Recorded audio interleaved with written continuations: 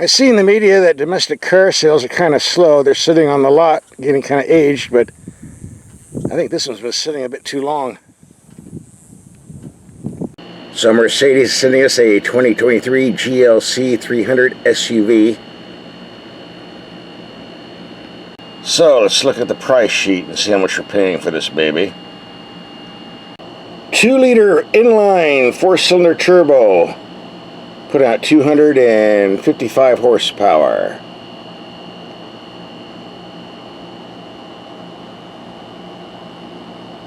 And here are all the features you get. Standard. And surprise, they're not charging us extra for a paint job like they do on the upper scale models. And we have the usual options though, that'll get into your wallet.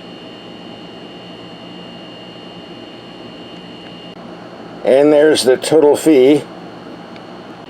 But before you complain about the price, this one's made in Germany, in a German factory by German workers. That means the quality is going to be top notch. And this is what the claimed fuel economy is. Guess we'll find out soon enough. We also did videos on other Mercedes-Benz models like this 2024 AMG GLA 5.3 or this EQE 350 Plus SUV or this Mercedes EQS 450 Plus electric vehicle and my favorite, this big Mercedes-Benz Sprinter van. Look at all the stuff you can haul in there. So subscribe to this channel, you can watch them all, plus around 700 more. By the way, before I got this vehicle, it was driven in the city by somebody else and 123 miles of city driving at a very slow 17 miles per hour.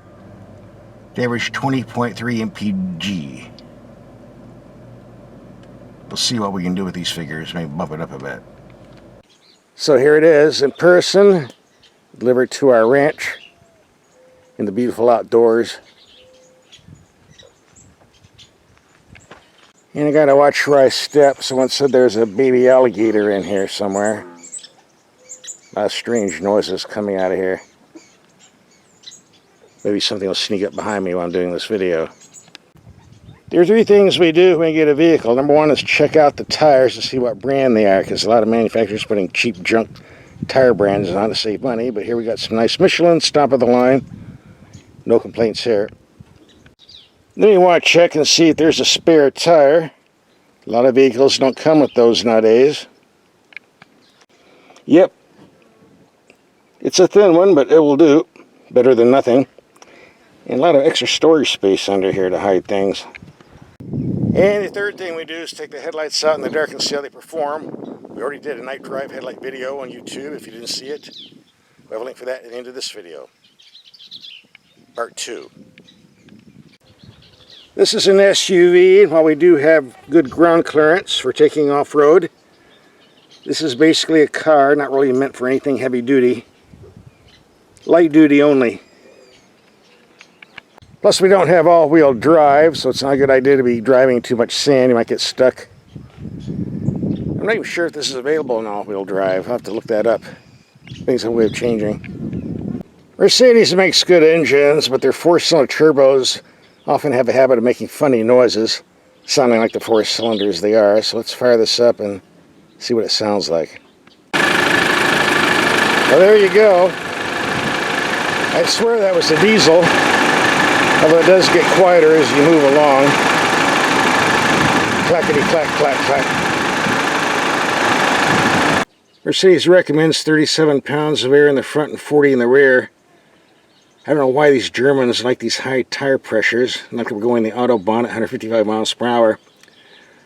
That's what we'll have them set at, but I have a feeling it's going to affect the ride quality, especially when we take it on dirt roads with a lot of ripples. I don't think it's going to be too happy. Well, we'll see. Let's take a look at the cabin, and this leather trim is fantastic, very high quality.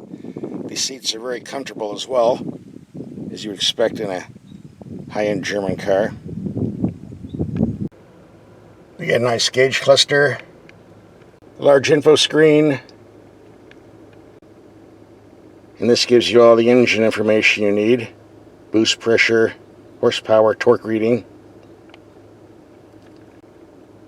Some fuel economy information. Your climate controls are part of the screen, which I really don't like. I prefer knobs, but then again, it's pretty simple to use. It's all right there. You don't have to scroll through anything, so I'll give it a pass. Got a very nice camera system. Let's see what else we got here. That's in back of us.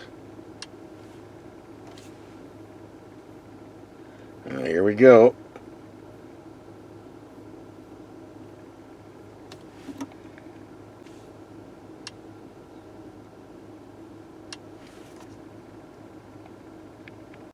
And let's see, how about a bird's eye view? Well, we got a picture of the car, the swamp, the whole enchilada here. You have the ability to choose a drive mode by pressing this. That gives you Eco, Comfort, Sport, or Individual mode. You know, all the pretty colors and light show that goes with it. The glove box has plenty of room. Alright, enough show and tell. Let's go for a ride. If you're in the habit of driving on rough backcountry roads with a lot of ripples and bumps and rocks, probably not a good idea to be driving this vehicle. The stiff suspension along with the high tire pressures makes for a lot of racket, and the car just isn't happy on roads like this.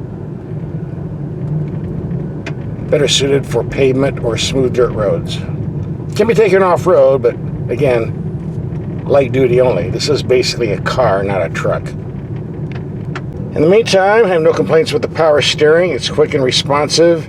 Of course, being electric, it doesn't have that excellent feel we expect on high-performance cars, but I don't think anybody will be complaining. This is an SUV intended more for soccer moms than racing on the track. And these brakes do a great job of stopping, by the way, as you expect on a Mercedes. My, that's a long drop.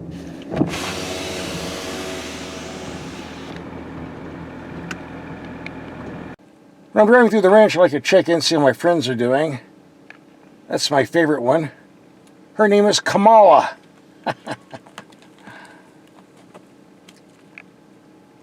Twin sisters. There's a pretty stiff ride on those dirt roads, so let's see what happens when we're on pavement with some mild speed humps, around 15 to 20 miles per hour.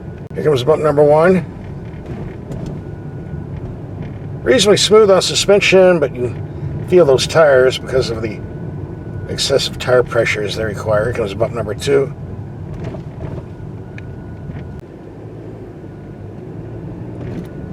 And the big nasty one. We're in the comfort mode, by the way.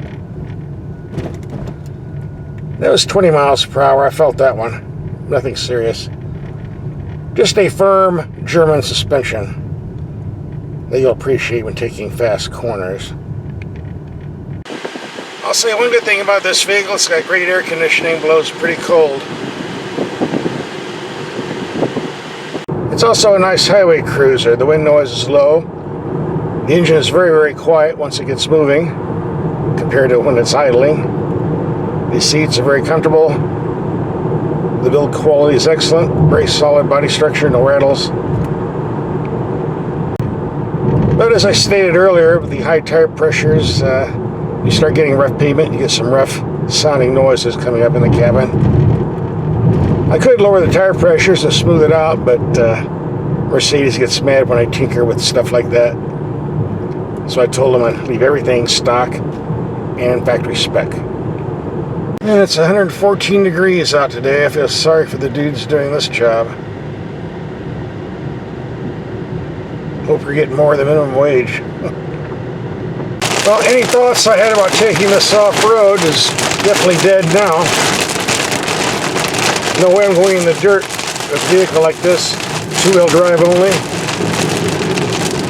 This isn't a mud bogger. Oh well. Alright, we put 96 miles. 1/3 was on the highway where we were getting 27 miles to the gallon. Toss in some off-roading and some city commuting. 23.6 mpg is our final figure. Now, according to the EPA sticker, 28 mpg is what we're supposed to be getting on the average. But this is not too bad considering the hot weather we're having. It's acceptable to me. So what's my take on this Mercedes after a week of driving? Well, it's like this. Mercedes has been sending me all their top-line models for the past few months with monster horsepower ratings and $100,000 price tags, and I like driving every single one of them, but they really weren't that practical. Now, this is practical. It's not that expensive. It's something you can drive every day. I mean, do we really need 671 horsepower? No, we don't. Bottom line, this is a nice daily commuter, and if you like Mercedes-Benz and you have 50 grand laying around, this might be for you. Now, coming up, you didn't see our night driving headlight test. That's coming up right now. Just click on the link.